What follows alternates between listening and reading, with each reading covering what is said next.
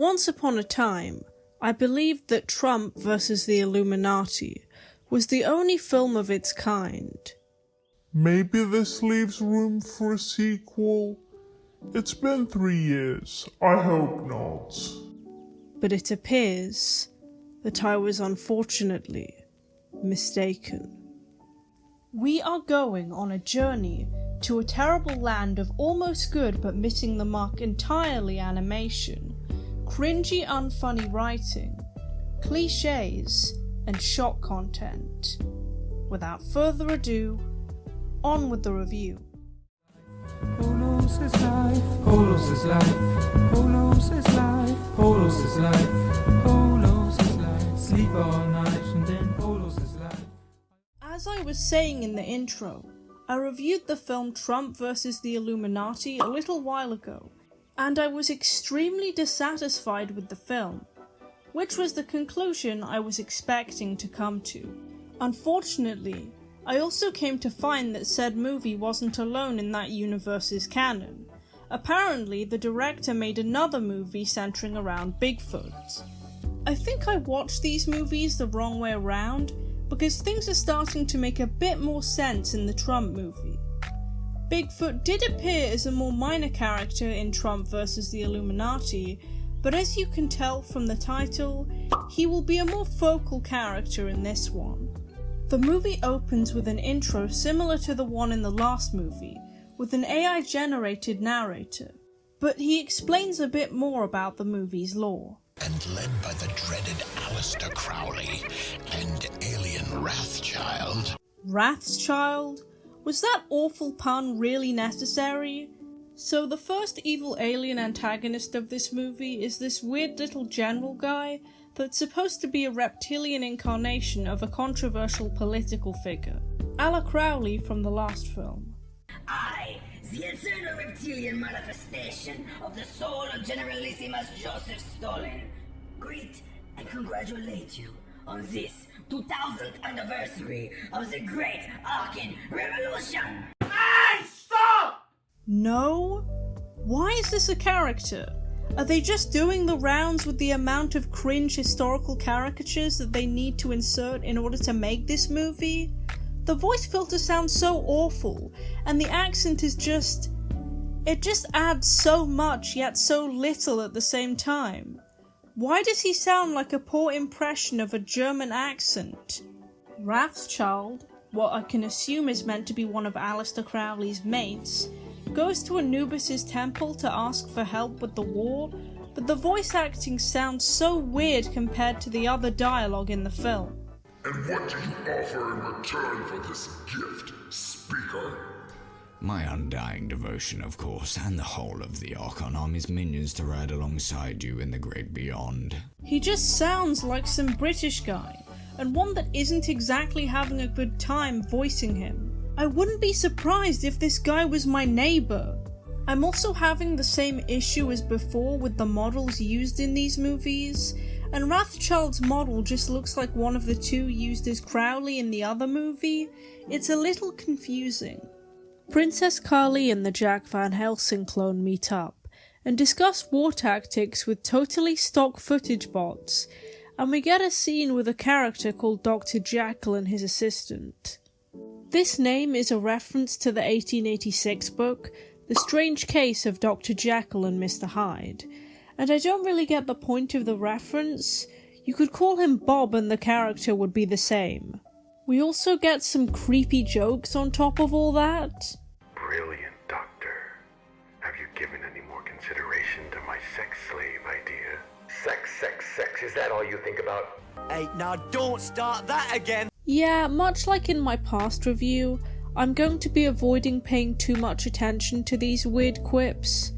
Other than the unfunny attempts at comedy, these scenes are pretty much just an overload of exposition and aren't very notable. Not that this film was particularly notable anyway. So Jack Van Halen goes to talk to this cyborg called the Exterminator, and he did make a brief appearance at the end of Trump vs. the Illuminati, but it was pretty insignificant to me at the time of my review. He doesn't want to make a deal, so Jack just kinda gives up, I guess? After some more horrendous flirting between Carly and Jack Van Helsing, the latter goes to pick up Bigfoot from the planet he was on just like before, except we get some more dialogue between the two. Van Helsing. Van Helsing? Which one? Not the original. Good. I hate that little prick. He pounds a steak until a couple of bouncy dickheads with fangs. All of a sudden, he's a big hero. Hey, no one talks shit about vampires while I'm around, alright? Shut up, Bigfoot, you don't know what you're talking about. Vampires have been in loads of cool movies, unlike you, who's got this movie to his name. You're wrong, and you're a grotesquely ugly freak. Thanks. Good to know that Jack VH is meant to be a clone of Abraham Van Helsing, though. The name Jack just threw me off before. On the Ally mothership, Dr. Jekyll wants to run some tests on Bigfoot, but he doesn't really take it very well, leading to this pathetic argument between him and Jack. It's not very engaging. Queen Varuna dies and the exterminator breaks out of prison. We don't see him break out of prison, they just tell us that he did. Low budget movies don't expect a lot. He has a rebel fighter pilot battle with Bigfoot, and we get two baits to think that our hero, Bigfoot, is sent to Valhalla. It turns out, however, that Bigfoot has interrupted Crowley's demonic prayer recital? The reason given for how he survived is so dumb and contrived. This means you're in grave danger, and saved your own life with self-willed teleportation. Bigfoot pretends to be on Crowley's side and goes to see Anubis, who complains about how he doesn't like Crowley. Apparently, Bigfoot is a semi-ghost or something like that, and Anubis refuses to resurrect him, saying this in response to Bigfoot's request. To use a term from your vernacular, go fuck yourself. I will admit that I laughed at this line just because it's so goofy and unexpected. Jack VH is then used as a guinea pig for one of Dr. Jekyll's experimental chips to enhance performance. Neuralink, anyone? Jack VH accidentally summons Ra, as in the Egyptian sun god, and gets him to beam Rothschild to the ship. They all gossip and argue, and Ra tells Jack that in order to defeat the reptilians, he must go to a place on Earth that we have all at least heard of. The answers you seek reside on your old home planet, in the place known as Area 51. You gotta be fucking kidding. Cliché much? Besides, isn't this basically the same story beats as in Trump versus the Illuminati? He had to go to Earth to complete his mission as well, Dubai to be more exact. However, it seems that our heroes have been double-crossed, and Rothschild takes Jack VH, Bigfoot, and Carly prisoner. Bigfoot escapes because he has plot armor, and Carly seizes a bomb to use as a ship before one of the ally aliens blows up the villain's mothership. The exterminator is placed back into the holding cell on the allies' ship, and they say that Queen Varuna is still alive before the movie ends. Okay, I know that I watch these movies the wrong way around, but no matter which way you look at it, they're both pretty pointless movies. On top of them being stupid and some of the lowest of the low of filmmaking, why are there two of them? Going into this movie, I knew exactly what I was getting thanks to watching Trump versus the Illuminati, but I'd have to say that I think this one is actually the worst of the two of them. They'll make more sense if you watch them in order, but there are some issues with them chronologically too. The scene in Trump versus the Illuminati where VH goes to pick up Bigfoot is clearly just reused footage from this movie, not to mention nonsensical, as he should already have been recruited by the Allies.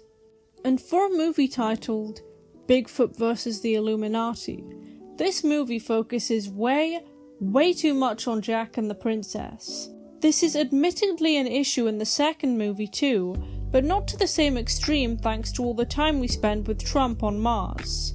I also noticed that despite the title, they don't actually refer to the Illuminati much in this movie, at least by name. I did some more reading on the creator of these movies, BC14, and he seems to have made quite a few terrible movies, several focusing on Bigfoot other than this one in fact. I really don't want to touch anything else he's made anytime soon, as the movies that I've looked at now are just so terrible and not in a fun way. Well, that's all for this video. As you can see, I have revamped my editing style and brought back my sprites for this video, and I would love to hear your thoughts on this change and whether it should be long term. Be sure to follow me on social media, as they are all linked in my description box. Don't forget to like and subscribe, and as always, thanks for watching. The blue and green ones are my favorite kind, but I'll eat the colored ones from time to time, cause Polos is life, Polos is life, Polos is life, Polos is life, Polos is life, Polos is life. Sleep all night and then Polos is life.